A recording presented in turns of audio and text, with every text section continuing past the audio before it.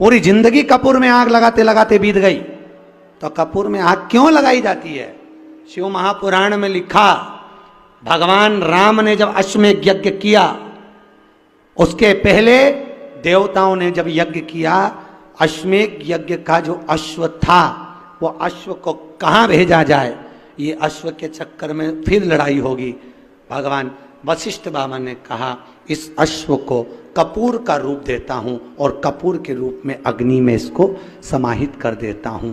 भगवान राम ने वशिष्ठ बाबा से कहा, आप बताओ ये कपूर अग्नि में डालोगे, इसका क्या फल होगा? भगवान वशिष्ठ जी ने कहा, आज मैंने अश्वमेध यज्ञ के अश्व को कपूर बनाकर अग्नि में डाला है, इसलिए जिसके यहां आरती के बाद में कपूर जलाया जाएगा, उसको एक अश्वमेध यज्ञ का पुण्य फल तुरंत मिल जाएगा।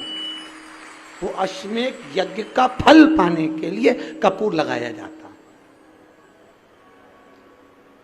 और वो एक क्षण के लिए लगाया जाता है। जब तक कपूर जले तब तक थाली को नीचे नहीं रखा जाता, ये नियम है।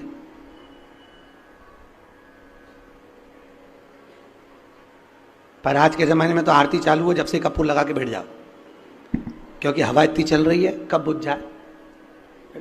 गलत है, ये शास्त्र विधान के विरुद्ध है,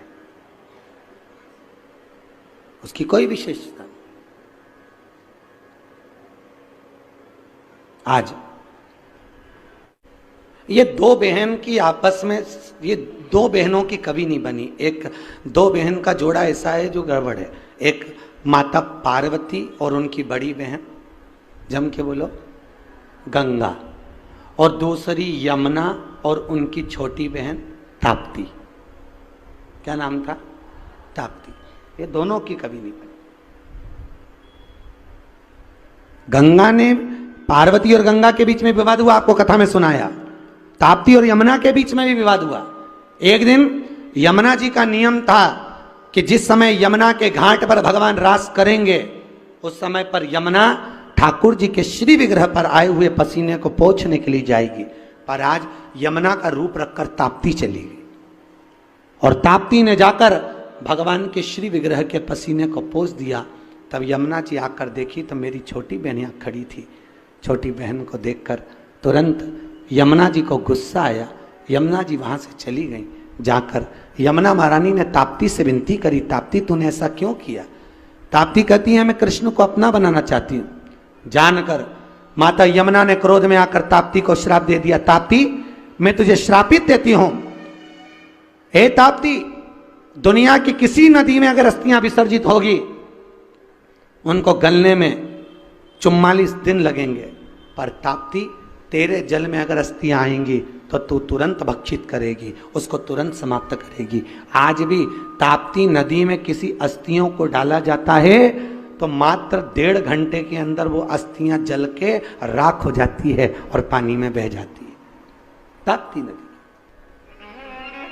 और आज के जमाने में जितना जितना जितना जितना जितना जितना डूबो,